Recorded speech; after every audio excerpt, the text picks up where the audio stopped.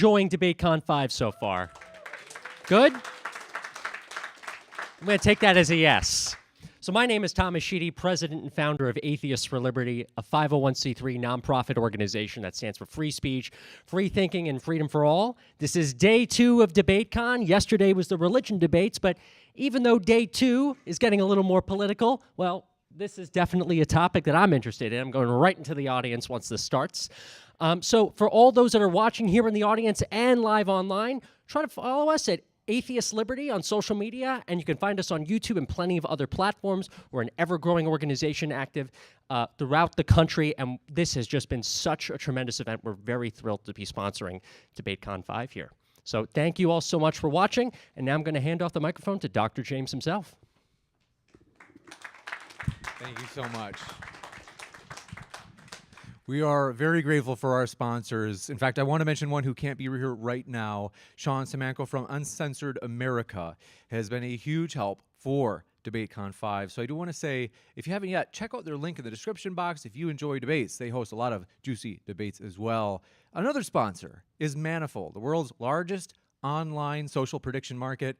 Check them out in the link in the description box, or you can predict who will win this very debate. So what we are going to do in terms of determining the winner, we will take a hand poll. So at the beginning of the debate, we're going to ask which side people lean toward more. Then we'll do the same thing at the end of the debate, and that will determine, namely whoever sways most people to their side, who the winner is. So if you happen to agree, or you could say you are pro-Christian nationalism, you side with Andrew Wilson, would you put your hand up? And hang on there for me, as we've got a number of hands here. So, as I mentioned, folks, if you're watching at home, now's a great opportunity. Check out the Manifold link in the description box and vote right now. You're good for your hands. Thanks so much. If you happen to agree instead with Gnostic informant that Christian nationalism is not a good idea, could you slide your hand up?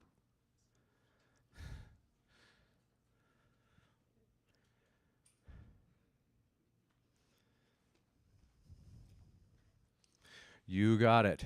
So like I said, we'll do another vote at the end. We're going to have Gnostic Informant go first for his opening statement.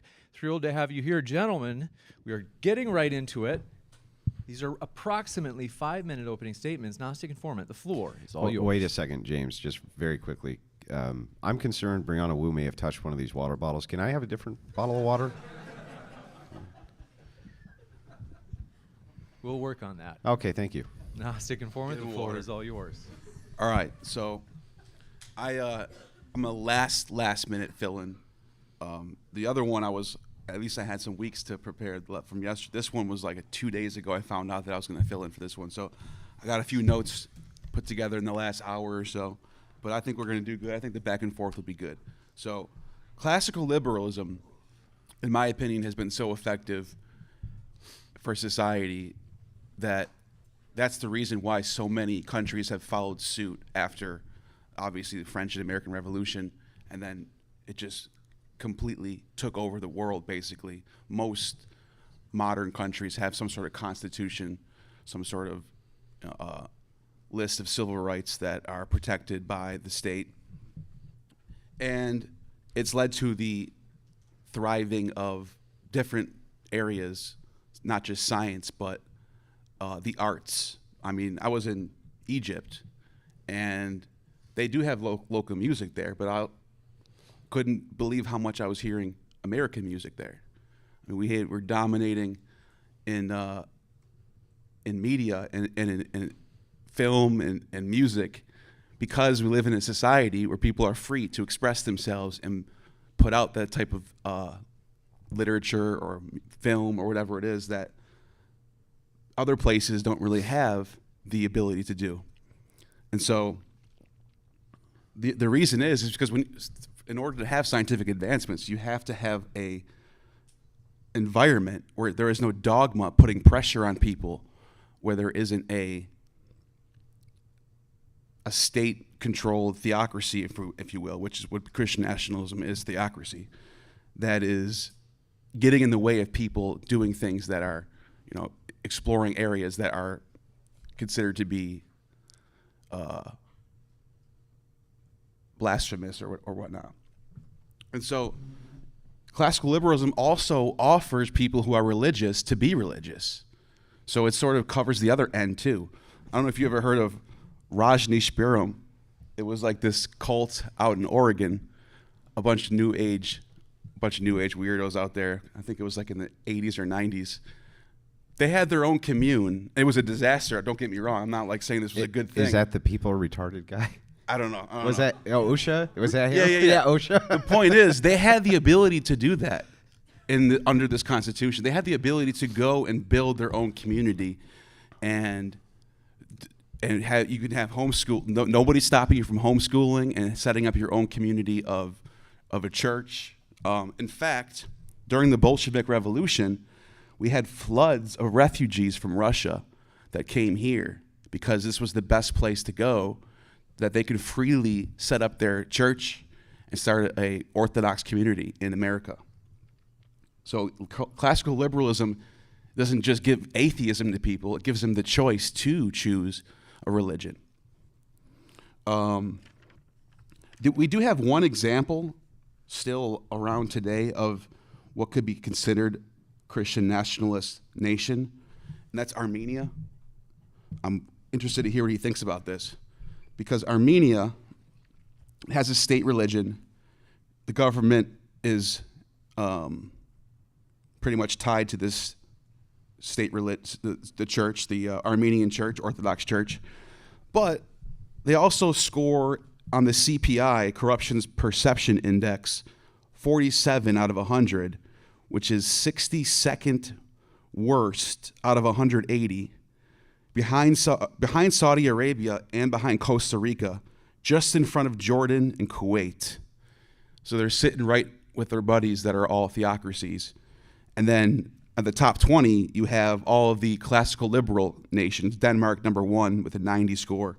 Finland, number 2 with 87.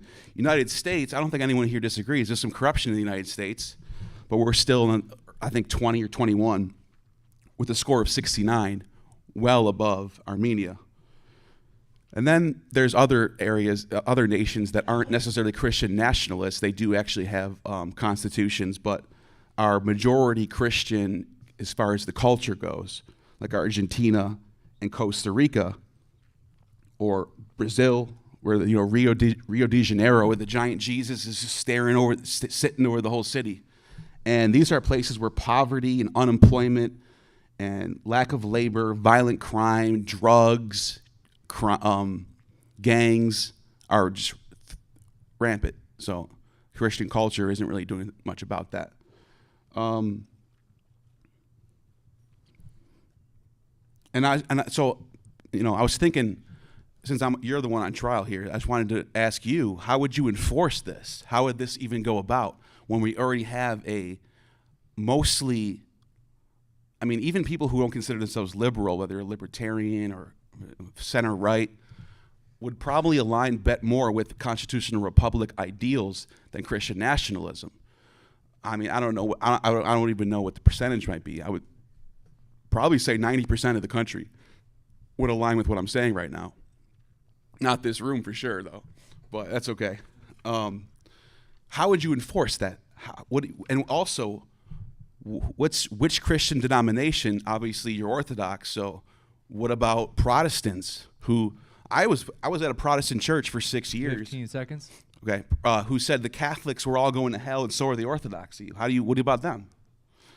That's it. We'll kick it over to Andrew for his 5-minute opening statement as well. Andrew, the floor is all yours. Well, first and foremost, thank you to the Crucible crew for drinking way too much with me last night. I'm trying to hair the dog here a little bit and get through this debate with my dignity intact. It's so to kind of dive into a few of these things. Christian nationalism, if you wanted to give a broad definition, I think this one would be fine.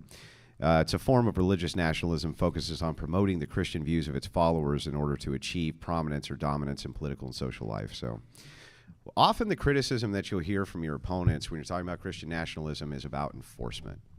How do we enforce this? Are we going to imprison the gays, right? And that always comes down to imprisoning gay people for some reason. Are we going to oppress the women? Are they not going to be allowed to vote? Which, even though I prefer probably most of them didn't. No, it's about prominence in culture. So what the ideal of Christian nationalism is the idea of Christianity being the prominent force in the social order of culture. It doesn't have much to do with law. I think that laws will be just and justly created when the morality of the people who are making them have a Christian foundation and a Christian ethic. So that's what it's promoting. It's not promoting a takeover of all lawmaking systems. That's in many ways unimportant. We're talking about the foundational ethics of the lawmaker themselves. So if the foundation ethics of the lawmaker prominently work around this ethical system, the theory, anyway, is that it should create a more ethical society, right? Doesn't mean that you couldn't make laws which were good for secularists, or that secularists would need to be tortured with Chinese water torture, except maybe Neil. All it means is that it's the promotion of the prominence of Christianity as a cultural force, that our voices also get to be heard. And if our voices end up coming out on top, good. Good. Why is it everybody else's theories and ideas get to come out on top except for Christian ideas and theories? And that's what we're really pushing for. That's what Christian nationalists are actually pushing for. So Neil, he makes, and this debate, the reason I wanted to do it is because I'm often attacked for always being on the attack, always hitting, which is true. But I'm actually happy to be on the side that's getting grilled to answer these questions because so many people have them. Classical liberalism, he says, good for society because of arts and media and a few things like that. But Neil forgets there's a double-edged sword, that without that foundational ethical system, media has turned into a promotion for mass degeneracy, which hasn't been helpful for anybody. Massive promotion of degeneracy in most Hollywood films, massive promotion of degeneracy, which is coming out of most forms of media now. How would Neil compensate for that? Well, he can't. Because if you have these kind of unlimited freedoms of expression, you're going to have a moral population, or else you're going to end up with degeneracy. How are you going to instill those morals in the population with secularism, like Neil's? He can't. Society where freedom to express is important, Christian ethics doesn't say that you can't express yourself. Where's that happening? Nowhere. So he says scientific advancement requires no dogma. I would argue it kind of is a dogma, but science is evolving now into sociology and psychology being a dominant cultural force. So the thing is like, is psychology and sociology even science? I don't even think it is. I don't even consider psychology to be a form of legitimate science. But that is what is becoming the dominant force in culture, not real science. It's not like people who are building rocket ships are getting beat up by Christians. They're not like, oh, no, no more rocket ships. What they're saying is no more sociological studies which say that we can rearrange kids' genders and rearrange their autonomy and their anatomy, right? That's what they're saying. He brought up the Oregon Commune, which is funny. This was under a lunatic named OSHA. But here's what's so funny about it. Because of the weakness of the laws in the United States for these kinds of freedoms, these people were actually able to take over this entire town, put in their own police force, right, and turn it into a hellhole where they ended up all getting arrested because they were trying to poison the local population, right? Great job there, Neil, right? Great job there. He says, well, what about these areas that have Christian ethics or they have Christian nationalism, like Armenia, where corruption is really high? Christian ethics themselves are designed to reduce corruption, that's true, but pointing out a place where it is corrupt and Christianity happens to be the dominant force for the religion doesn't mean that it's Christianity causing the corruption. 15 seconds. So, and then lastly, well, we can get into it from there. Anyway, Neil, I'm happy to open this up whenever you're ready. Thank you very much, gentlemen. Floor is yours. Oh, is there a rebuttal thing too, or Open dialogue. all right? Let me just ask you something. Let me just rebut one thing you said about the commune of the people. I brought them up, and I did say it turned into a disaster, but they broke the law. So the law is still there. The idea of someone lawfully starting their own commune is possible, is what I meant to say. Yeah, I know, but listen, They broke That's a terrible example. They broke but the law that's- later. They broke the law later when they were trying to poison everyone, but they actually worked within the confines of the law, take the entire town over, take over the Right. entire police department, and literally begin But- the yeah. enforcement of their cult in because they didn't share the same value structures or virtues as the local population. Right, but you and your entire community of orthodoxy could do the same thing and then not break the law and then live in your ideal situation that you're looking to do anyway. Which is what? Orthodoxy, raising your children under orthodoxy, having a church that, right, you know, having people around you who have the same ideas as you. Yeah, but what did I say that Christian nationalism is? It's the movement towards Christianity becoming a prominent social force for good. So the idea here is social force, not necessarily taking over government positions, though. Yeah. There's going to be an entailment. I don't think You're that- worried about degeneracy. well, not just degeneracy, but that's a big part of it. When you look at government structure now, I don't think church and state can be completely separated because people are informed by their religious values when they're in office. I agree. So they're going to rule and govern based on those values. So they can't be completely separated. We have 86 Christians in the Senate right now. Yep.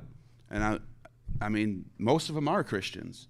So you would think, Kind of weak. A lot of them are pretty weak Christians. and that's what I'm trying. That's another question I have for you. Most people are weak Christians. I mean, I agree.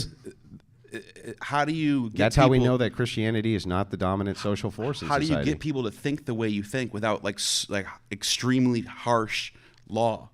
You Why know? would we need extremely harsh law? Does it seem like I'm having trouble convincing people to think like I think? The truth is that That's a good point. He's Is doing a that good job. just through debate, dialogue, right, and the differences and clashes of ideas, it's very easy for me to promote that Christians should be the dominant force of culture. Well, here's what are Christians promising to do bad to you? Oh, we're going to eliminate pornography. We're going to eliminate OnlyFans. We're going to promote nuclear families. We're going to try to bring the birth rate back up. What is it we're trying to do here to you? What is it that Christians are trying to do I think that's Florida- so bad Well, to that's- you guys? So, I think obviously the states play into this. Florida passed a bill where you can't log into porn websites unless you have ID. I think it's good. I'm saying the law can work for your favor. Sure. And also on top of that, you just saw the last election completely sweep in your favor. Yeah. So classical liberalism can be a good thing. You can have bad ideas win out, but then people get tired of those bad ideas, or they realize I was wrong and they vote the other way. Can Christianity exist in any system? Communism? It can exist there. It has. It can, It's yeah. not that it's optimal, but it can. Right. It can exist in capitalism. It can exist in classical liberalism. It can exist in libertarianism. The structure of the religion itself is a social force. Necessarily, that is going to start conditioning laws. That's true. But the types of laws that you're talking about that they're pushing are what? The reduction of degeneracy. The Right. biggest force, the reason Christianity is making such a social comeback and why Christian nationalism will win. You can look at the odds markets even on this.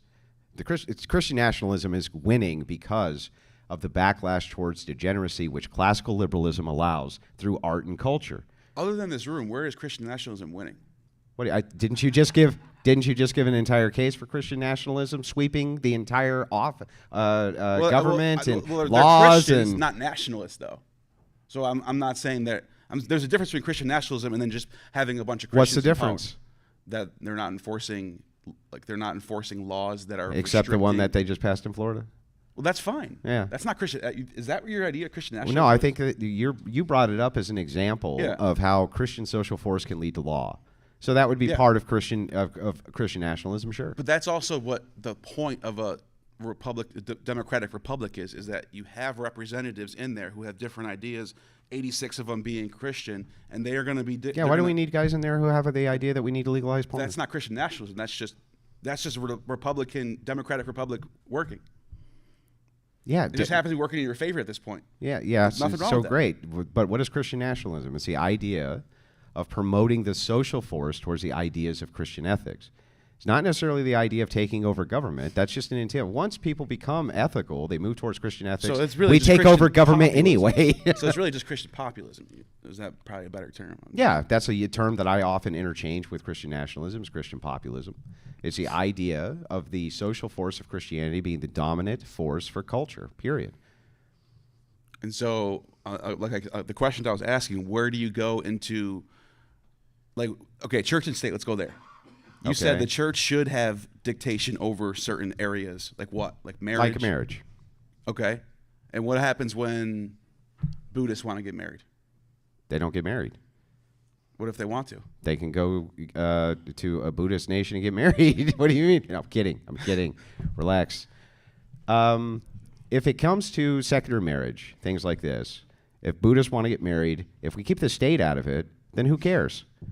Why marriage, though? Marriage was never just a thing for Christians, though. Yeah, but what is it? It's not going to still be a thing just for Christians. Okay, so just you're why saying, does the state need to be involved in marriage? People can still get the benefits of being married without having a religious... What are the benefits of being... No, I'm saying you can take the state completely out of marriage. Why does the state need to be involved in marriage? Because, one person makes a bunch of money, the other person doesn't, and then there's all these laws on what happens when they divorce, all that stuff. Yeah, so the state needs to come in and govern your personal life, huh? That's what you're saying. No, that's what I asked you why the state needs to be involved in marriage. And you said because of money, because one person could make more money than the other person or some nonsense. Well, there's like tax benefits, all types of benefits for people getting married. That's just part, obviously. Yeah, you can literally just reform the tax laws. That takes care of that. I don't even have a problem with that. Well, why does the state... Well, isn't that what... Let's say that we took the state out of marriage altogether, okay? And now churches have the authority over who they're going to marry and not. You, a secularist, an atheist, what's to stop you from just declaring you're married? I'm married. Right, but then there's no tax benefits. You don't get anything. There's not really much in the way of tax benefits now. And the earned income child credit, you get it whether you're married or not. So, what are you really taking away from people? That's all I'm really saying is that the benefits of why people get married is nobody gets married for a fucking tax break, dude. I would. Could you even imagine that? Hey, baby, I can't wait to marry you. I was thinking that I'd save a couple $1,000 on my income taxes this year. Last thing on the marriage thing, because this is dumb. I don't know if you want to keep going on this, but what's the difference between getting married in your preferred church and then someone else doing it somewhere else? What do you say? Well, so right now there's someone goes to Vegas and get married. Right now there's a forcible recognition as to what marriage is. I think if the state is out of marriage, that the social order of Christians, the force of that order, we would recognize proper marriages, which would lead to social shame for the types of marriages we don't like, without ever needing to use the prescription or power of law for discrimination. Okay. What else would the church have powers in, as far as, because right now you have your three branches of government. Where's the church going to play into this? What do you mean? They would just apply in a synergistic relationship. Okay. What's the logistics of that? Of a synergistic relationship? Yeah. It just means that they have power over culture, and culture has power over the dominance of governance. There's a lot, what's the degree of that? That's very, to me, that's very vague. Are they going to be able to stop a movie from coming out that it's degenerate? They could through social pressures, yes. But they can do that now through social pressures. Right. So social pressures is something that anyone could do. But I'm yeah, saying, that's right. What can the church do as far as it can apply law? Social pressures just like anybody else could to stop a movie from coming out. Why do you need theocracy for that then? Who the fuck advocated for theocracy? I'm sorry. Christian nationalism then. Because what is Christian nationalism? What is Christian nationalism? It's the movement towards Christianity being the dominant social force in society. Okay. So if the idea here is that Christians are getting rid of things like abortion, smut movies, things like this, they can do that through social power. It's just the realization that Christians have the social power to do it. Let me give you an example. You remember during COVID-19 that almost every place shut down, they told them to shut down except what? Churches. They went, no, we're not doing that. That created actually a huge social pushback. That nobody else was defying the government except the church, except churches, right? Who said, no, we're not doing it. We're not going to do this. No way. Not going to happen. That created a social dynamic of kind of fighting back. You know what I mean? It's the first time people had seen in a long time where churches were able to socially hit back. And so that created a kind of dominant force or some sort of inertia towards something. So what we're looking to do is create that same social force in society towards what it is that we want, necessarily thinking that will at some point inform laws, but we don't have to change the entire process. I postulate the entire process will change over time anyway, if the social foundation is predominantly Christian. My other question was, like, okay, the degeneracy thing. You really thought you had some of that theocracy No, thing, didn't you? because I care about freedom of expression. I'm not pro-degeneracy, but I know there's levels of what people consider degeneracy, and what some people have higher tolerances for things. Yeah. I'm trying. Is it perfectly acceptable for you inside of this kind of government theory that you have in your head if Christians as as individuals use the force of social shame and the force of kind of where we put our money, things like this, in order to stop companies from releasing products we don't like, to stop companies from doing things we don't like, even to stop governments from passing laws we don't like? Is there any actual objection to that? Through the system right now? No. No. So, like, I don't have any issues with.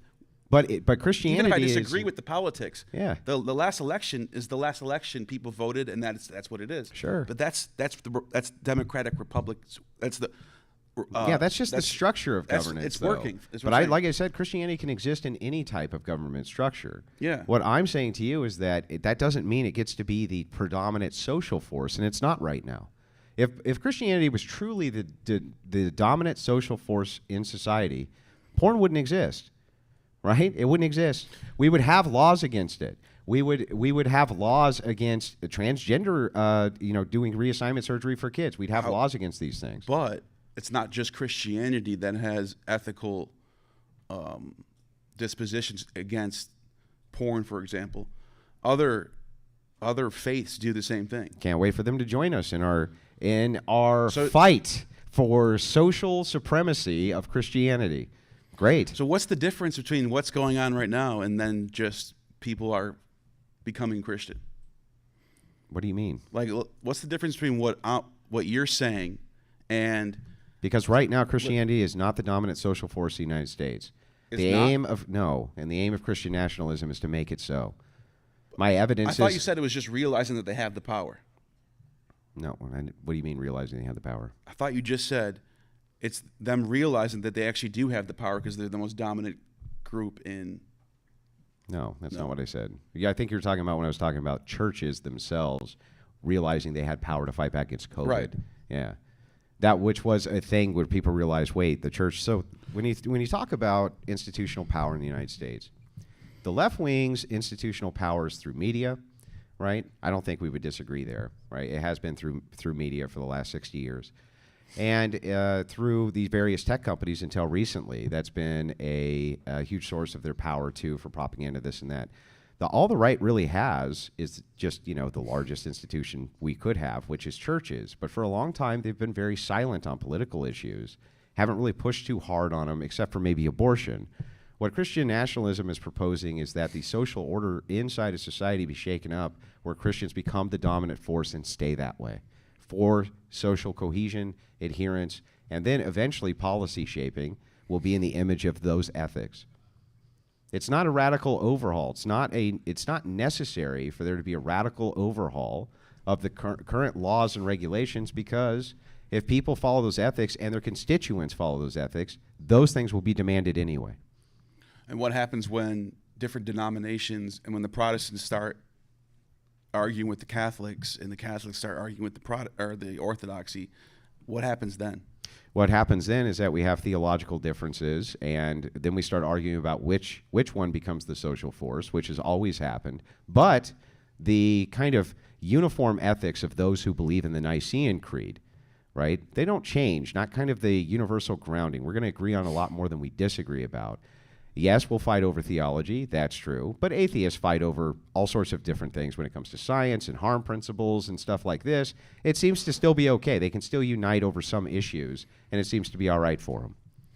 And this is just kind of a joke, but the Methodist types that are, that obviously you're not a fan of. Yeah. What about them? What about them? What are they? They're Christians, right? Do they have a say in your Christian national? As far as a dominant force in society, I still think that even Protestants Protestants bring more value to the table Well, a lot of than secularists and atheists and people like this. Now, yes, I agree I'm with not you. talking about. Some Protestants are problematic. That's true. Okay, and you have some churches which have the LGBTQ stuff. It's disgusting, this type of thing. Right. Right. But if you were to have Christianity become, again, a prominent social force in society, those things would begin to be whittled away. They're already fought and resisted at every single metric. At least within, I mean, most Christians, for instance, if you have an LGBTQ flag in your church, they don't consider you a Christian. I mean, they're just going to walk away from that, right? I guess the thing I'm hung up on right now is what we just saw in the last election. Yeah. Was people coming out to vote, mostly the Christian right, and winning in every single, winning all of the swing states, winning the House, winning the Senate. What is wrong with this? How is that not working? That needs to, like, that seems It to is be working. So what? So what do you need Christian nationalism for? Because here's the reason it worked is because Christian nationalists like me were pushing Christian ethics to be the dominant social form in society by pointing out that, hey, these progressive values, the things that these progressives want to do, and this mass degeneracy is not working well for society. And so it was through tens of thousands of men like me, even to some degree like you, Neil, who were saying, look, enough of this is enough of this, right? Mostly pushed by Christians, though. Mostly pushed by Christians, enough of the smut, enough of the degeneracy. That really helped sweep Trump in. Why do you think Order 1, Day 1, was there's only two genders, right? Signed into law, there's only two. Do you think that that was Trump's idea, or do you think that that was the fact that his advisors went, look, your Christian base, they've been fighting for this for a long time, and it's time for you to put this in place? Yeah, I think it could be that. Yeah. Yeah. That is the idea of Christian nationalism. Christianity as a social force can have serious political ramifications, and ultimately, if we're the social dominant power, we can get rid of a lot of this stuff that's causing problems in society. And passing laws is one of the ways, right? Like, can you give me an example of a law that you would enforce that gets rid of degeneracy? Sure, I absolutely ask them to or want to push towards the overturning of the interpretation that gay marriage is a thing that's not up to the states. So I think that should be completely left up to the states like it was, and that states should have actual voting done on whether or not homosexuals should be allowed to get married. And then when that happens, guess what? They never are. Like, even California, it failed, right? Really? Yeah, even in California, it failed. So when it's left up to the states to actually vote on these things, and the people in the states vote, they say no. Right now, under the propaganda, they say, oh, people are so accepting of LGBTQ. It's like, well, how come when it comes to time for the people to vote then, they don't vote for it? They don't want it. It's because it's all propaganda. So Christianity as a social force can do a lot to dominate these areas of propaganda and do a lot to push forward social issues that we find valuable. That's what it's postulating. Dominant social force. One of the things I brought up when I opened up was this, how important it is for universities to be free from any sort of dogma of any sort of ideology, whether it's some politics or religion or whatever, and be able to do studies on things and make breakthroughs or whatever. I didn't really hear anything about that from you. Like, what do you? I think that psychology has become very dogmatic. I'm not just talking about psychology. Yeah, but I think that the dominant social force of science in the West is psychology and sociology. I think that that is the dominant social force. When people say you don't believe in science, they mean my studies. You don't believe in my studies. You don't believe that, studies show that due to gray matter in the back rear of the medulla oblongata, your kid could be trans, right? This is the idea of modern sociology and psychology, which I consider to be pseudoscientific and an extension of progressive. It's like an extension of the power arm of progressives is to use pseudoscience, package it as though it's real science, and then put it out as propaganda, right? Studies show X, Y, Z. Most studies are not even reproducible because they're pseudoscience. So it's like, no, science itself has now become corrupted because what's passing for science isn't science. Let me ask you this. Nice. Got a clap out of that. Let me ask you this. What would you prefer? You didn't get a clap. Yeah, that was you. What would you personally prefer? I'm curious. Would you prefer this constitutional republic like we have right now, or, for example, like the Byzantine Roman Christian state where there's an emperor and a patriarch, and they can kind of control everything? What would you prefer, you yourself? Oh, for my personal preferences, well, I would prefer to stay under a constitutional republic for now. Yeah. For now, I think that's what would work. Yes. Interesting, because that would be completely a Christian nationalist system, in my opinion. And the reason why I brought that up is because I just don't think it could work right now in modernity.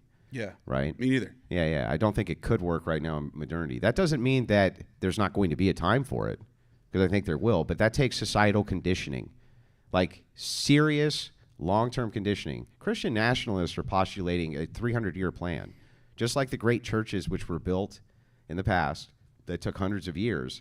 This is going to be a fight that takes hundreds of years. It's not going to What's be... the end game of that 300-year plan? I'd love to hear that. What's the end game of science? Of your scientific There is no end plan. game of science. Well, right. There's no such thing as an end game for so science. here's my end game. Here's my end game for you. Same as your end game for me. The whole world becomes Christian. That's the end game. Has it ever been that way? Well, I don't know. I don't think so. No. Now I don't want to get too much into like theology and stuff, but That was more clapping, by the way. I got more clapping. Yeah, that was good. You got the crowd right now, so that's cool. You know, some of the stuff in, like, Paul talks about the rulers of this age. You know, there's the rulers of this age are going to be swept away by the powers from heaven, and Jesus getting the coin of Caesar on it, and he's asked, like, what about this image of Caesar?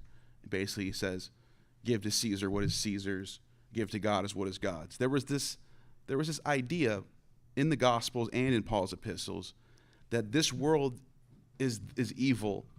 It's going to do what it does.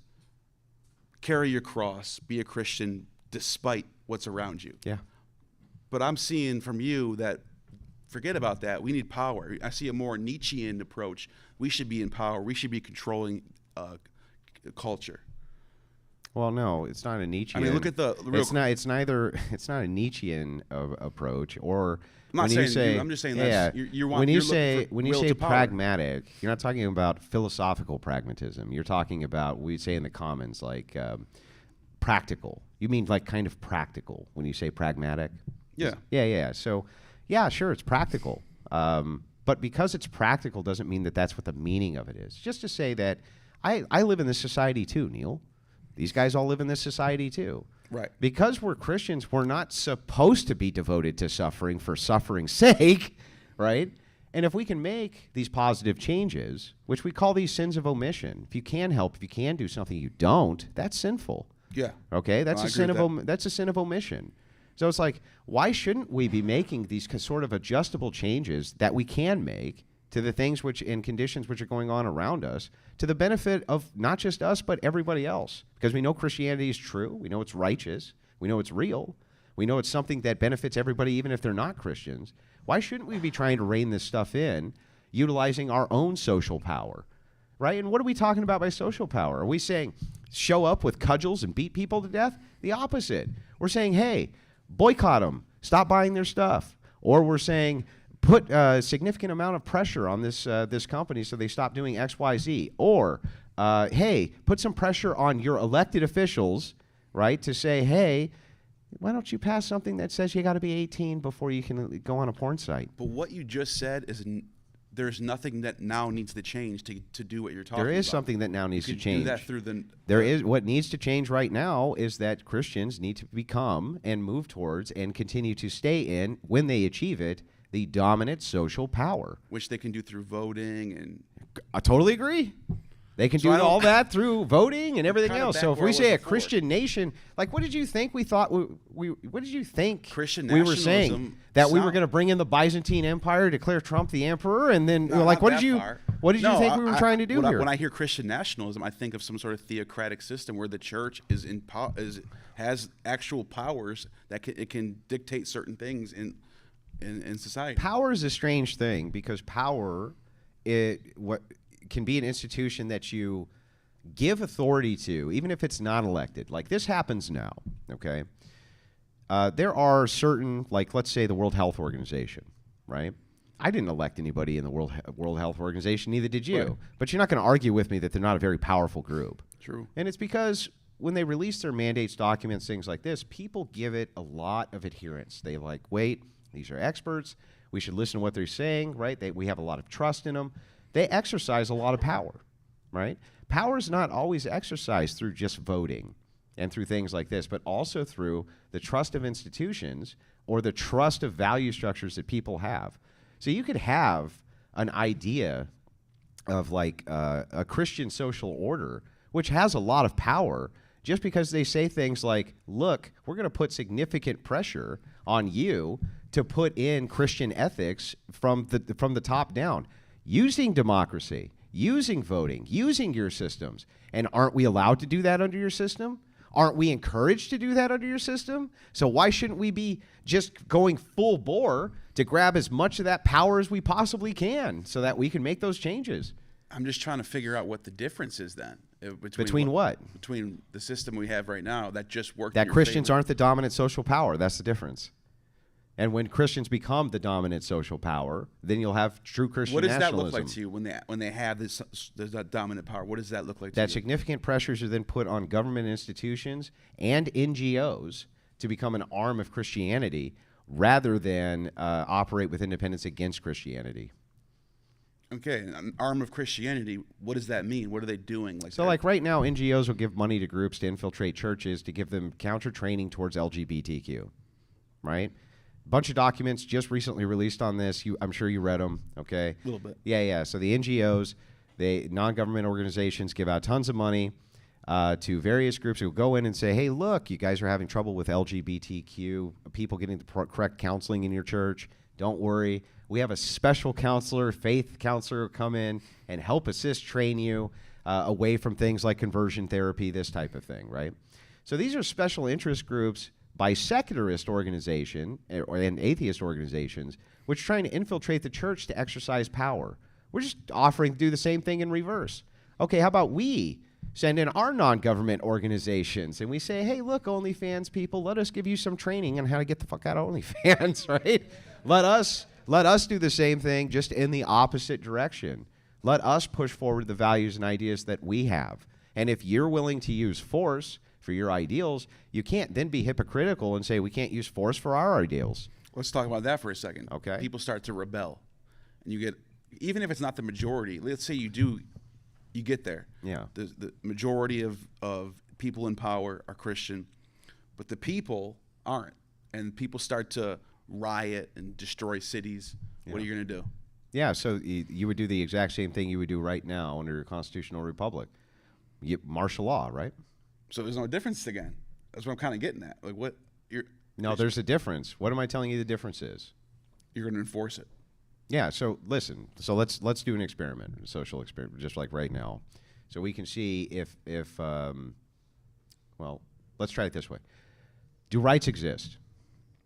I mean, they exist because something makes them exist. Yeah, they exist inside your mind, right? Yeah, it's metaphysical if you think about it. Yeah, sure. So they don't exist in reality. You can't touch them. You can't touch them, smell them, this and that. But they exist in But reality. if somebody violates my rights, you going to use force? You get someone to use force for you. Sure. Yeah. Right. You're going to get someone to use force for you. You're going to use the court system, whatever. So you're willing to use force for a thing that doesn't exist because you believe in it. Right. What's wrong? So hang on. So a Christian, you think Christianity is not true, right? Yeah. Yeah. Okay. So we believe in something also that is not true according to you, but if you violate it, we'd be willing to use force in order to do something about that, like you would for my rights. So what's the difference? You saying I have a thing which does, I have a thing that doesn't exist, but I'm willing to use force in order to enforce it like it does exist. How's that any different than you saying Christianity doesn't exist, but you're willing to use force as though it does exist? How's that different? But there's a big difference here. Let me explain it. I can't wait to hear it. With rights, we're talking about a system that is made up. It doesn't matter if it's made up. Yeah, I know, right? Exactly. The Constitution is what makes this entire thing work. Which is made up. It doesn't matter. It's the now you're getting a it. country that doesn't have a constitution. So if Christianity isn't true, it doesn't matter. What happens if I go to Saudi Arabia and I start saying that Muhammad is whatever, and just think of something crazy. They're going to behead you probably. And put Right. your head on a But spike. I could do that here. Wow. Yeah, you can do that here. Because no one can enforce anything against me for saying that. Yeah, right. So there's a reality behind it. Something's actually working because of those Well, the rights. reality is the force you're willing to use for the thing that doesn't exist, It doesn't matter. and you're going to act as though it does exist and use force in order to reinforce it, right? It's like saying knowledge doesn't exist, but obviously there's databases of information that are real. It's not like saying that. What do you mean? You agree with me. Rights themselves don't exist. They do metaphysically. Where? So, Where metaphysically even do they exist? well, okay, Bill of Rights, Constitution. What do you mean? You mean to the piece of paper? Piece but of they're paper, yeah. constructs of the mind is my Exactly. point. That's why I said it's metaphysical. Yeah, They yeah. exist. Okay, got it. So that's what you mean by metaphysical. Yeah. Okay. So these constructs of the mind, they're not actually true. Like you don't, it's not true that you have a right to freedom of speech, right? That's not true. But here's the thing: nothing will happen to me here where we have freedom Not of speech disagreeing. in comparison to somewhere Not where I don't. disagreeing, 'cause of the use of force. So you see how there's a No, reality the behind reality it. is exactly the same. If I make up something, Exactly the same. I'm not getting beheaded. I know. it's different If I reality. make up something in my brain, like this is God, let's say. Yeah. This is God. And its properties are, if you say Coors Light is better than Bud Light, you get beheaded, right? Now I'm willing to use force on behalf of this thing that you don't believe is true. Okay, but you use force right now on behalf of things you don't believe are true. Right, but it's the process behind the whole entire system. Is that there's a Bill of Rights, there's a Constitution. Yeah. Everyone has these things in common. It puts Yeah, I'm not everybody disputing puts that your everybody at force, that you using force has results. right, but if you don't have those metaphysical things, think of how different things would be. Yeah, they would be very different. So there's a reality. That's what I'm saying. There's a reality that is a result of the fake. Just rights. like the reality of me believing what you would I don't consider to deny be. that. I don't deny so that. what you would consider to be fake God I don't deny. has huge benefits for guys like you, right? I agree. I was hoping we would go there. Because So if that's the case, like we're basically religion helps people, right? We agree on that. Religion, Well, Christianity. and other religions too. I've looked this up. I've actually Yeah. brought some studies. some more than others. University of California did brain Mm-hmm. scans to determine. My brain scans. Well, there's other ones too. I'm sure it's good science, bro. There's studies from Duke University about meditation, improving cognitive performance. Mm-hmm. University at Wisconsin did studies that showed both of those two are correct.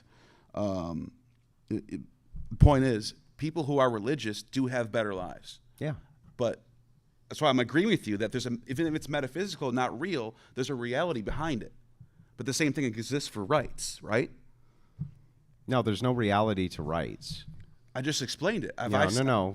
You're confusing the truth with the effect. So the No. idea is like, here's what's actually true. What's true is The effect is the you truth, pretend. though. The effect is the truth, though. The effect is true. Yeah. I agree with that. That's all I'm saying. Yeah, I agree with that. I And agree the same that with religion. Yeah, I agree that the effect is true. So neither of us are going to dispute that the effect is true on both ends, right? What I'm saying to you is just simply this, that you can't criticize people for using force on behalf of their fictitious sky daddy if you use force on behalf of your fictitious piece of fucking paper, right? What you're doing is you're just saying, here's the values that I have, and I'm willing to kill on behalf of them. Those are the values they have. They're willing to kill on behalf of them. But if it's all subjective and nonsense, But I'm confused. if You're saying if it's all subjective Okay. and nonsense, right? You're both applying the same standard. I don't Right. even know how you could criticize them. But for it. that's what I was saying. Mm-hmm. You just came back around to what I was saying. I'm saying, even though I don't believe, it doesn't matter if I believe in Christianity or not. There's a reality behind it. Is what I'm saying. It's the same thing. There's I said. reality to the effect for you. Yes. Yes. And so that's So what what I I'm was saying, what I postulate is that our social order, right? The social order of the United States should move towards Christian ethics. That would be much better for the United States. I mean, come on. Dawkins himself, wasn't Dawkins a guy recently? Yeah. He's like, oh, I really miss the Christmas carols because I was able to wear I love Christmas the time. gayest I of agree. sweaters, and I just miss them a lot. I also really enjoy when I'm studying ancient Greek and Roman religion. Well, there's things about religion that are great, and I don't think it's necessarily just Yeah, so Christianity this that- push for the social order being dominantly Christian and the dominant Christian effect in society, that's what Christian nationalism is proposing, that we move so far away from those values that now we have other values which are beginning to overtake them. Hookup culture, degeneracy of all types, Like, for instance, you can't even really talk to a secularist now, Neil, and ask them a basic question like this. Why should we even have monogamy? Like, why should we? And they're I like, think most people would prefer it over anything else. well, I think most I think it's people, just a I think natural- most people who have Christian inclinations would. Yeah, but not. But even the truth non-Christians is prefer like it. the open marriage thing and the open relationship things becoming more popular, right? There's no real reason Yeah, why but I think you can say, non-Christians enjoy. like, if you say 2 men marriage, could get too. married, why can't 20 men get married, Neil? That's polygamy, though. We're talking Yeah, about so just what? monogamy. Yeah, what's wrong with polygamy? You're asking me about my preference? Is that it? A preference? I don't like it. Yeah, it's my preference, I don't right? like it. Yeah. No, but as far as monogamy goes, that goes outside of just Christianity. People prefer to be with one person, have a family with one person. People prefer that life. Yeah, it seems like. that could be. But if the dominant social order is Christian, right, we want to normalize that as much as possible is the point. So that would be like positive forms of, I would say, rhetoric. You could say propaganda. Propaganda has a negative connotation. But we would want to have real propaganda towards one man, one woman, not towards alternative lifestyles, towards things like this. That's what Christian nationalism would propose, right? I believe that the social power in the United States is even more important than the political power, because ultimately I think the political power is influenced by the social power. We've seen this with the trans movement, right? The legislation which has happened from the various powers from LGBTQ groups who have social authorities kind of given to them and social sciences which grant them these authorities. I'm saying Christians can do the same exact thing and need to be doing the same. And we haven't been. We haven't been, so we've lost that dominant edge in society. We need to get it back. We didn't talk about anything about education, which I think would be probably the force behind what you would need to get done, what you want. You mean indoctrination? Schooling. Yeah. Growing up in Yeah. school and learning how to live or whatever. Yeah. What would you propose on that? Obviously, I would we propose- have Catholic schools and then we have public Yeah, schools. I would propose a movement which is gaining a lot of steam thanks to COVID, finally, which is homeschooling. Homeschooling. The idea is to move people out of public schools So as not quickly as not possible. orthodoxy in control of the school? No, that would be, well, listen. Interesting. That would be a bad idea for a lot of reasons. Okay, that would be a I bad agree. Yeah, it'd be a bad idea for I a agree. lot I of thought reasons. I'm It has surprised. to at least have a semblance of it can work, right? For me to promote it or propose it. Here's what can work. I think that orthodoxy itself will begin to overtake other denominations just by you seeing the result of the people who follow it and the pushing of the social needle, because the people who follow it are doing that pushing. People will gravitate towards it anyway. We don't have to use force. I can use rhetoric. I can use things that are at my disposal to convince people. One thing that is very convincing to people, though, is when they take their kids out of school and they homeschool, there's no indoctrination. Sure. There's no indoctrination. And right now you can do that. You can do homeschooling. Yeah, and I promote everywhere that people should attempt as quickly as possible to do it, even if it's only half the time. You know, the problem is that schools have become babysitting. Schools are designed to babysit kids, not to Right. educate them. What about parents that can't homeschool? They're just like deadbeats. They can't do it. Yeah, unfortunately, like one thing that was proposed to fix this was school vouchers. You know what I mean? So that you could take the money that you would normally be paid to the public school for the, your child's seat. So they get like, $20 a day or $30 a day or whatever. Instead, that goes to the parent to pick the school. So they could send them to a private school that didn't have that sort of indoctrination public schools do. So However, that was resisted, right? Right. So this kind of goes back to what I was saying. You do have to have some sort of public, whether it's private or public, whatever. You would have to have some sort of state school system in place for those No, people. private schools could accommodate that.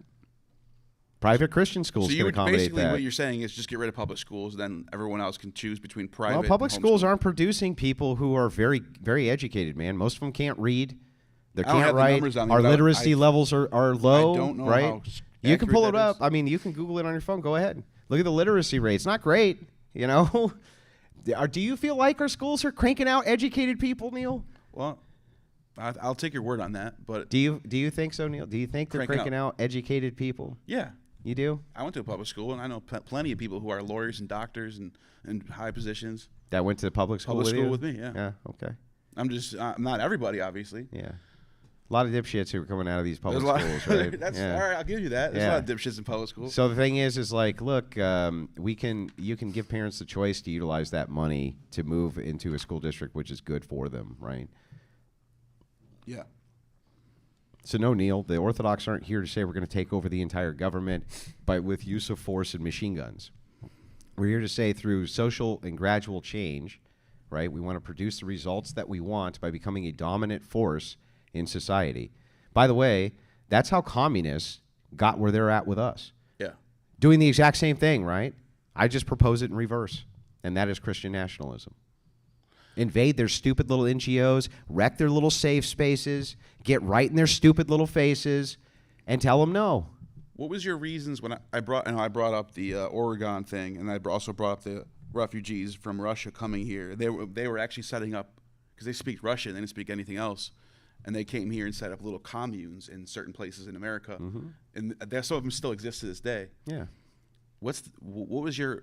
I don't think I heard you say anything of why you don't think that would be a better route for someone like yourself and a whole community of people that wanted to start a community of whatever.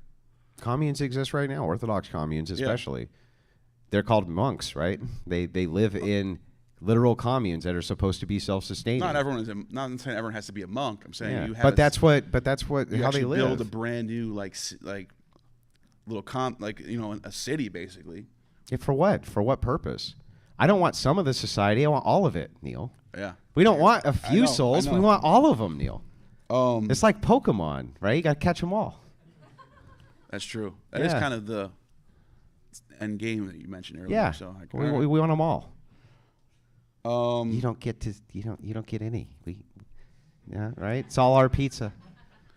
And universities, they start. Universities are mostly liberal, mostly sometimes go as far as being Marxist, as you might know. Yeah. What about that? What about it? How do you get inside that? What's the same exact way the communists I guess that's did. kind of what I've been getting at this whole time is what's the logistics behind? Yeah. So I've always said this on stream from the very beginning, and I just said it to you a few minutes ago. It's not a 20-year plan. It's not a 30-year plan. It's a 300-year plan. The idea is you start 10, 20 years the same way Marxists did, right? You encourage Christians, the dominant force in society, to enter into those types of institutions, which we're beginning to do, right? You do the same thing that the Marxists did. You just give reverse propaganda. It's the same thing. We don't need to go in with the barrel of a gun to change the culture of a university. We just infiltrate it like they infiltrated it.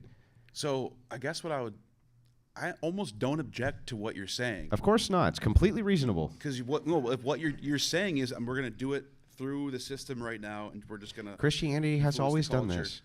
We've used martyrs to do it. But why hasn't that happened did yet? the martyrs? Were our martyrs going and suicide bombing? No. Why martyrs were saying, "Hey, because the system is so corrupt, right? We will peaceably, non-violently die on behalf of our beliefs." Right? That's what they were doing. Well, what I'm saying is the reason why I'm saying I don't object to what you're saying because it almost sounds like you're just hoping that everybody starts converting to Christianity. No. What I'm saying is that Christians need to be a driving force in society to convince other Christians to become a social powerhouse, convince their churches, convince their pastors. It's time to become activated. But if nothing systematically is changing, that's what I'm trying to do. The systems will necessarily change. I'm digging to find out what systematically. The culture necessarily changes the system. Sure, I know. That's the point of a democratic republic. Things change. Yeah, the culture is necessarily going to change. But this could have happened already. But people are actually going in the opposite direction. Yeah, and I'm trying to stop that. Well, that's the point. That's what. So if it keeps going the opposite direction, then what? Then we'll do what Christians have always done. We'll continue to fight an uphill battle against the absolute madness of the world the best way that we possibly can. But what we're talking about with Christian nationalism is not going kicking in your door, Neil, and dragging off your gay brother because we don't like his face very much. What we're talking about doing is using the using the system which is in place and doing a counter-indoctrination, utilizing it for our purposes instead of just allowing secularists to use it for their purposes. I believe that that's actually better But that's for just- political power. That's just liberal democracy working in your favor. That's Great. all it is. Yes. And that was just liberal democracy I don't have a working problem in the with that. favor of the I communists, don't have a right? problem with that. I'm not So saying you're a that Christian nationalist? No. Yes! Yes! No. Let me explain. I don't have a problem with the system working in your favor. It's the system that I'm supporting. Yes! Right. Great. So the system you support supports the system I propose. But it can go in any direction, though. So that's yeah, what I'm but I saying. want it to go my It direction. might go in a direction of complete degeneracy, and it's still the system that I still prefer. Yeah, I to know, be- but let me ask you a question. yeah. If by supporting us, right, in the system that you already love, and it leads to less of that degeneracy which you don't like, shouldn't you support us? It depends on. There's a lot of things, a lot of factors that I would have to be. Depends on who's the president, what the policies are. It depends. Yeah, but if our ultimate stated goal is to eliminate that degeneracy, Like if you're saying and doing it inside if of you're the saying the very results- system you propose. if you're talking about just Yeah, the result, just the and I'm results. just blind to how it happens, Yeah. then sure. Yeah, great. You don't want degeneracy. You want people to be happy. So Christian nationalists, We agree Neil? on everything like Christian that. nationalist, Neil. What's I just don't happening? know if I don't. I think you should rebrand it into populism or something. We should call it Christian nihilism. Yeah, there you go. Christian nihilism. All I'm saying is my I guess what I'm getting at is I was trying to dig and to find out like what major drastic systemic changes you would do, like maybe I don't think you realize having how a major. patriarch I don't think you realize how major and drastic those changes are. Really, I didn't really hear much. So, yeah, I don't think you and really. So, like, imagine this: that we've been living your whole life. You've been living where things like pornography were legal. You've been living your entire life where the Playboy at the gas station was there, right? Or you've been living your whole life where these things were readily available to you.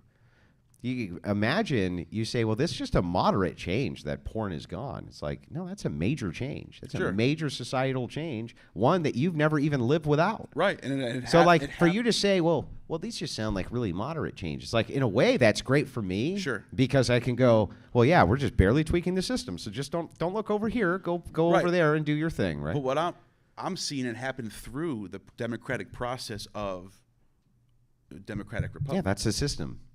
Yeah. That's how the system's in place. Like, what did you think we were going to do? Like, ride our chariots in rebellion against the United States? Well, I guess when you hear the term Christian nationalism, you think That we want a Christian nation. you want a Christian nation, Yeah. and how to do that, there might be some drastic. There's not systematic- even another way to do it. You have two choices with any system. System one, you use the system to change the system. System two, you burn the system down. That's it, right? You don't really have That's any it. other choices. So I don't want to burn the system down. I'm glad right? to hear that. I want to utilize Christian force, right, in culture in order to make these effective changes. And the best way for us to do that is to remember that we have the power of the boycott, that we have various powers of social shame, that we can use our freedom of speech in ways that don't seem very nice. Remember this, it's so powerful, in fact. What did tech companies do for 20 years? All they do is they go, well, I don't like what you're saying, gone. You're blacklisted. Nobody can hear your speech. Nobody can hear what you're saying. Nobody can see. You can't even bank, right? So they use a form of like non-force to just deperson you, right? What I'm saying is that instead of allowing them to deperson you, right, we can use the same type of social structures to basically deperson them.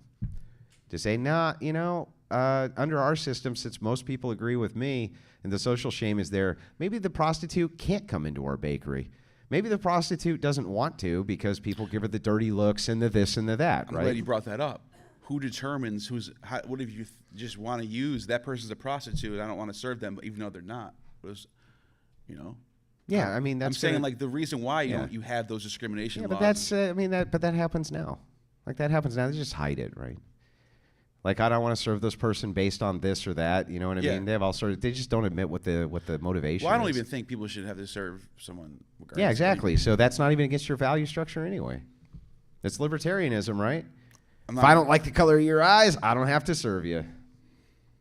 No, So it it's doesn't- more. so It's wouldn't more. it- It's not my. I'm not a libertarian. It's more. I just believe in free market capitalism. Okay. As a. So then if you just suspect a person's a prostitute and don't want to serve them, totally up to you, right?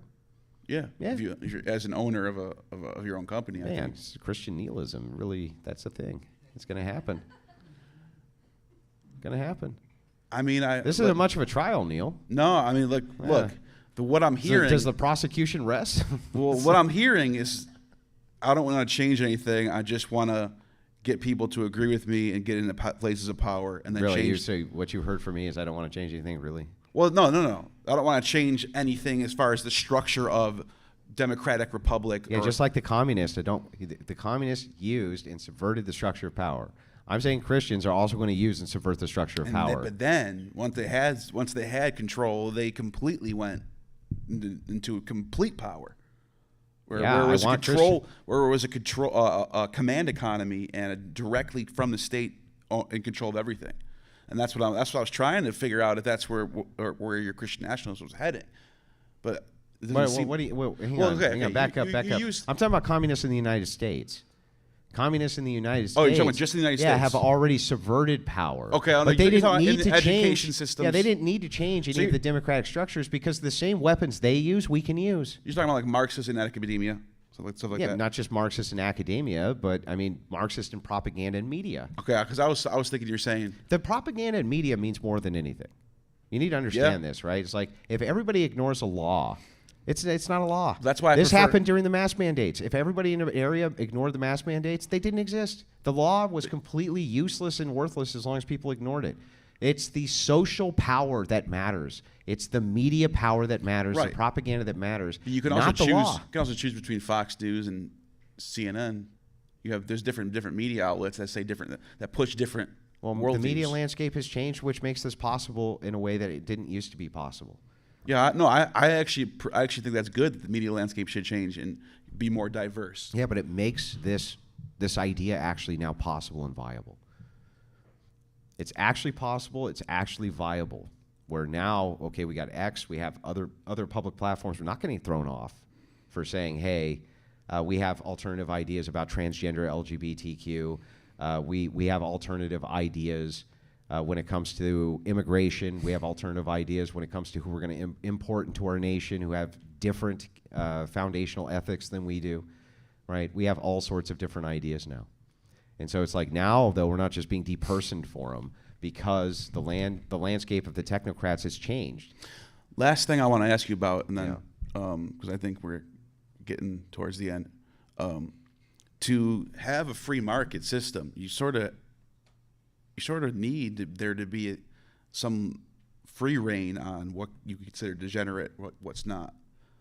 What do you do to sort of monitor the market so that it continues in your ideal Christian way? Do you agree that there were sex robots which were designed to be like in the likeness of a child? That there are sex robots that were designed. I did not know that. They're restricted in the United States. That's good. What about my free market, Neil? All right, good point. All right. You got me on that last one. All right, you got me on that. So you're okay. Okay. Yeah, I think let me just sum up what I heard. I guess you can say something right back. It doesn't sound like you really want to take over the system and turn it upside down. I think you. No, I do. Neil. Well, let me explain myself. You sound like you want to use the system as it is now to slowly get to a place where people agree with you, and then they get in those places of power, and then they enforce laws the correct way, which is just normal. It's just normal classical liberalism for Christians, basically. Yeah, no, I think that we can make our own propaganda. We can make our own form of and movements towards the things we want, like the Marxists. Now, how fast do the Marxists do it? 60 years? Something like that. Way quicker than you think, right? Even in your lifetime, since you were a kid to right now, life's changed a lot, hasn't it? Things go back and forth. Just the social interactions. Like just social interactions with people has changed. It's like this can happen way faster than you think, and opportunity is here where Christians can begin to seize power. And I think that that's a way better system than what we currently have. It's not perfect, right? It's not perfect, and you're right. There's going to be denominational issues and things like this, but it's way better than this idea of she just got out of high school, and now she sells her butthole pics on OnlyFans for $250 a month. That's a really bad system, bro. And a system that allows that is a really bad system. So, yeah, that would be what I would do, is subvert the system, and that's what we're trying to do. Good on time? We can go into the Q&A. My Yeah. guess is that there are going to be a lot of questions. If you want to line up, folks, we'll have the Q&A right to my left, right here. 40 minutes. Not long. Oh, wait. That was an hour. Yeah, hour. We'll back up just a bit to that piece of tape.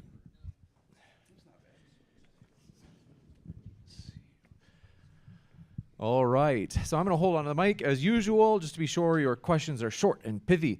Here you go. Sure. Two quick questions for Andrew. One, how important is the religiosity of Christianity versus alignment with Christian ethics?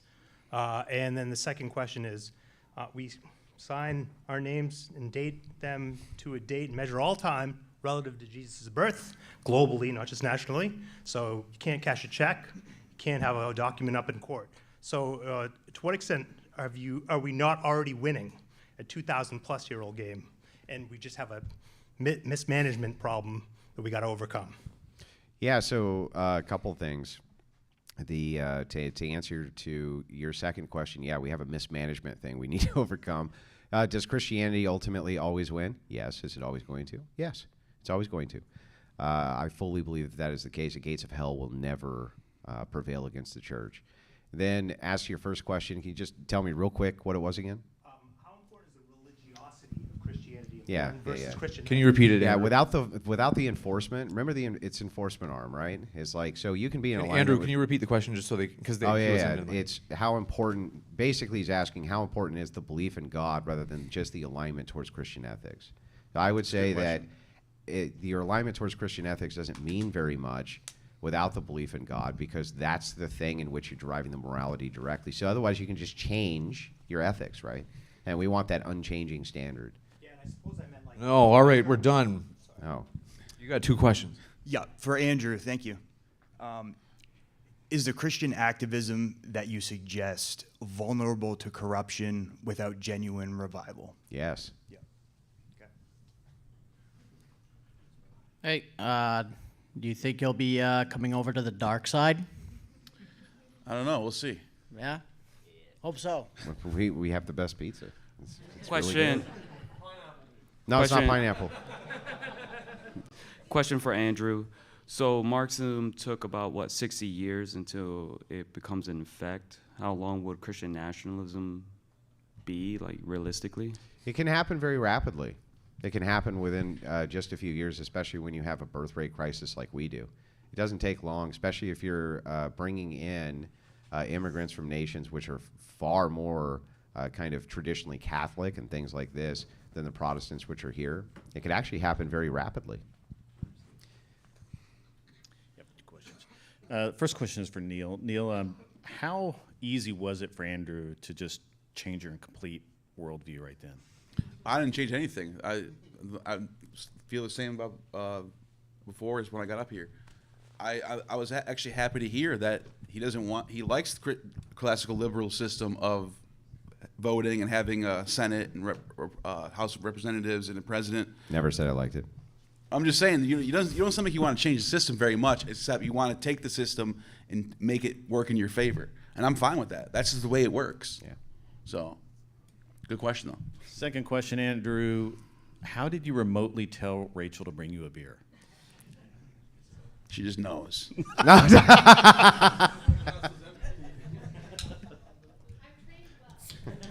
Excellent. What's your question? I actually was just curious on both your guys' view, because I'm one that I'm actually agnostic, but I am rooted in Christian ethics, like the principles. Mm-hmm. So what would you say to people who are sort of in that balance where you do believe in the higher power and the gist of most of Christian principles, but still sort of pull away from the general stories that people are told? Then there's no real rooting, because you can just simply change your opinion, and you have no unchanging standard from which to rely on to not just kind of change your opinion, right? So it's not that Christians don't get to pick and choose their ethics. right? They have to follow their ethics from an unchanging standard. Even if they don't like it, in fact, most of the time, they don't like it, right? Like, think of the idea of having mercy for your enemies. It's like, I hate that part. You know, I hate that part. Hey, so since Neil doesn't really seem to take much offense to what your plan is, if Christian nationalism or culturalism became dominant, how would Neil and how would you, Andrew, feel about doing things like repealing the 19th Amendment, limiting suffrage, rolling back some of the gay marriage Well, you stuff? see, Rachel, that's no-fault just how the divorce? system works. Right, Neil? That's No, just it how is. the system... Yep, it is. No, theoretically, people came out and voted for those things, and it works. It works. That's just how this is. So when I say things I'm not wavering on that. So when I say things like, we're going to repeal the 19th, what you're saying is, that's just how the system Let's works. see what It's happens. totally viable. Yeah. It's totally viable and reasonable as long as Christian nationalism gets a foothold in, and we use the social powers in order to change the ideas of the politicians, much like the Marxists did, that they could, like, I don't know, repeal the 19th, like they did maybe for abortion, right? Right. So- I actually was surprised that happened. I didn't think that was going to ever happen. Everybody was surprised it happened, but like I said, it can happen very rapidly. So, like, let's not pretend that this is not viable, right? It's just that we get to pervert the system back, right? We get to do it back to them, the same thing they did to us. So you were saying that in a Christian nationalist framework, that when you get to the point of being in power, Protestants, Catholics, Orthodox, they have dialogue, and they decide which becomes the power base, which becomes the base of the social force. But you can't really ally with Protestants, though, because they don't have that unchanging ethic. They don't have a central force. Like Catholics do and Orthodox do to almost the same degree, but Protestants, there's 40,000 churches, so how can you ally with Protestants? Well, you wouldn't be allying with them, but they would be allying with you. How can they be a part of your movement, though? They would be allying with you, so they would just have the similar aims for the universal portions of the ethics, right? So the universal portions like probably abortion, LGBTQ, kind of marriage reforms, things like that. Those would be things that they'd be moving towards too. Remember, here in the United States, we've always had tons of Protestant denominations, right? Long before the 20th century, that was still the case, right? And they still had kind of universals that they all considered to be a constant. Now, I'm not saying that theological infighting is not going to happen, because it is, but it's like, yeah, but it'll happen after we get rid of a lot of these things like OnlyFans, et cetera, et cetera. So, like, let's have the fight then.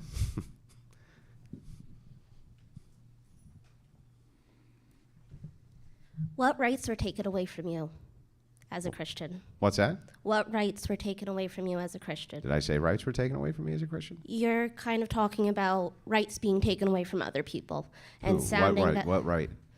the 19th Amendment, Well, okay, gay so marriage, Wait. My position. abortion. Yes. So hang on. I'll answer each one. My position on voting is not that only women shouldn't vote, but that mostly men shouldn't vote either. And remember that at our foundation, people couldn't vote. It was not a thing. Universal suffrage wasn't a thing. And by the way, let me ask you a question. Why do you want stupid people to vote? Like, why do you think that's a good idea? That's a really bad idea that we have stupid people who can vote and nullify the vote of informed people. It's a terrible idea. Hang on. Second, when you're talking about repealing gay marriage, what are you talking about? All I'm advocating for is complete fairness. If I can only marry a woman, a gay man can only marry a woman. Totally fair. But where is that fair because you're not gay? What does that have to do with anything? You're not gay. So what? I can only marry a woman, he can only marry a woman. That really makes, I don't understand that argument. Well, it's fair. I don't understand. If I break cookie in half, I get half the cookie, you get half the cookie, right? Okay, sure. Yeah. But That's fair. I also have the decision if I want the cookie or not. Yeah. Well, here's the thing. Why does the state need to get involved for gay marriage anyway? Why can't we get the state out of marriage and then gays can have what they called civil unions, or they could go get married outside of a church or not be recognized by Christians because Christians don't recognize their marriages now? So the reason why we need these unions is that so partners can make health decisions for others in case of emergencies. They can do it now. You can put somebody in charge of your health right this second. Why can't you? I have already. Yeah, you can. You can do it right now. You don't need to be married to put someone in charge of your health decisions. But there are then laws that come in place if you happen to not do that. Like When you're in a relationship, that you're not able to then have these legal documents saying, yes, this is my next of kin. This is the person who is going to be able to make these legal decisions. And that stuff sounds happens. like really bad planning. So your only objection here is if gay men get married, then they instantly enter into a status of he gets to make medical decisions on my behalf. That's your objection? Even though you could not get married to him and that person can still make medical decisions on his behalf? It's just he's too lazy to go draft the documentation so that he can make the medical decisions on his behalf. Do I got this right? I hear you. I hear where you see the flaw in what I am saying. Yeah. However, it is then also scary when we go to take away rights. Why? Do you find it scary when we take away people's right to own a machine gun? Is that scary for you? You mean like an AR-15? Yeah. No, like an actual machine gun. I know I live with guns. Yeah, I know, but an actual machine gun. That's my question.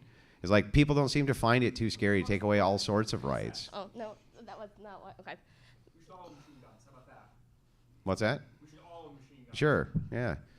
I mean, if we take that, if you said, no, we shouldn't, isn't that taking a right away then? Like, this is always reducible. Same thing with the First Amendment. Like, if we had hate speech laws, would you be okay with that? Define what you mean by hate speech laws. Like you said something like the F slur to a gay man, that would be hate speech?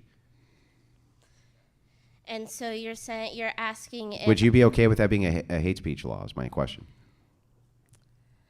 I think it then comes down to common decency. Yeah, and no, but that's that's not my question. Would you be okay with that being a hate speech law? I don't think somebody should go to jail for words. Okay, got it. So then my freedom of speech should be able to entail me being able to call people the F slur, right? Then becomes some human decency. Yeah. And so you're just a jerk? So your objection morals, is you're just a jerk? if we want to go back to Christian yeah, morals, whatever you want. Yeah, sure. Go ahead. Wasn't it Jesus who said he who is without sin casts the first stone? Yeah, but do you know what that means? He who has not had sin is able to now go and persecute someone. No. It doesn't mean. Okay, what does it mean? It doesn't mean that persecution can happen from the perfect, right? So what Jesus is pointing out here is hypocrisy. But there's righteous judgment. When you're talking about the Bible, right, we can read about righteous judgment. Christians are actually to judge. This idea that Christians aren't to judge is not in the Bible. We're not only allowed to judge, but especially judge each other. That's how we keep each other on the straight and narrow. That's how we keep each other on the right path. When you're talking about judgment for the immortal soul, that's the territory of God. But human beings have to make judgments. We have to make value judgments about each other all the time. We have to. There's no choice. Comes into confirmed consent, but sorry. Okay. Time 99. That was crazy. No, my question is for you, Andrew. And we're talking a lot about how I had to touch this water that Wu touched up here, I Yeah, think. just You know, why rubbed did, dude? his trans vagina all yeah, over yeah. it. Okay, real It's quick. transnaminated, or no, transcontaminated. There we go. Go ahead. Whatever All right, it is. go ahead. Okay, but Andrew, I've heard you talk a lot about how Christian nationalism would be good for the country. But if that was the case, what would that do to Christianity? Well, don't you think that that would kind of hurt Christianity if, like, we had a Christian nation? Then you'd have all these fake Christians, right, trying to fit in. And isn't that worse than being like a sinner? Isn't it being a fake Christian like one of the worst things you can do? So wouldn't that dilute the Christian religion and theoretically could potentially hurt Christianity by making it a Christian nation? The problem is you got tons of fake Christians now, but if we're going to have tons of fake Christians then, at least we'll get rid of the OnlyFans. Right? Yeah. So it's like, that's the status right now is that most people self-ID as Christian don't actually practice the faith. That's the truth. Well, but do you think that, I guess my only question is, if we became a Christian nationalist country, and I could see the benefits of that, does it help Christianity overall? Or Yeah, I think it does overall, yeah. All right, sounds good. I think it does. That's my question. Thank you. Okay, thanks, Alex. Appreciate it. I think that's it for questions. Any last ones? Otherwise, we're going to do our vote. And that'll give us plenty of time for dinner, too, in case anybody's traveling off site. Did I even get one person to switch to my side or no? We'll find out. And remember that normally I would have devastated poor Neil over here, and he would have deserved it. But this was the opportunity for my worldview to be on trial. So I thought I did a pretty good job of not attacking yours. So.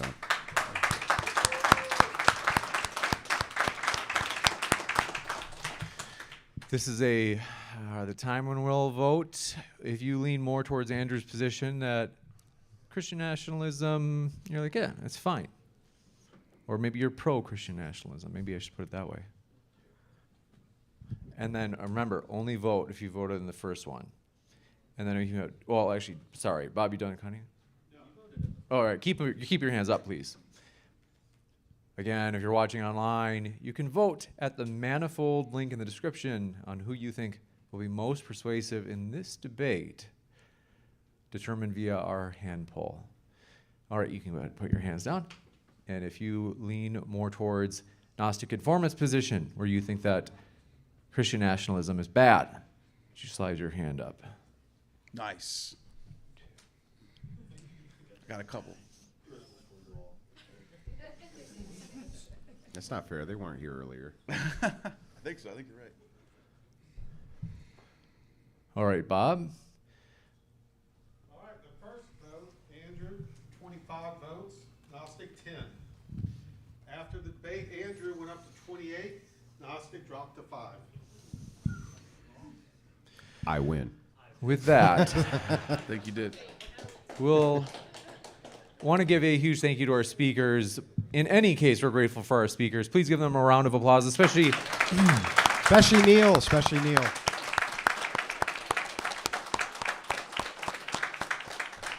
It was fun. It We was definitely appreciate fun. Neil jumped in last minute to tough job do this debate. So we do appreciate that, Neil. And with that, we'll let you go to dinner. So Bob, you'll see in the back. Can you raise your hand, Bob? He will, if you are doing the VIP dinner with the speakers, Bob can show you where that is. However, if I remember right, it starts at 5:30. Are we able to go early? That was last night. That's right. Today was the VIP lunch. So you are all dismissed for dinner on your own. Thank you for that. Wherever you want to go. That's right.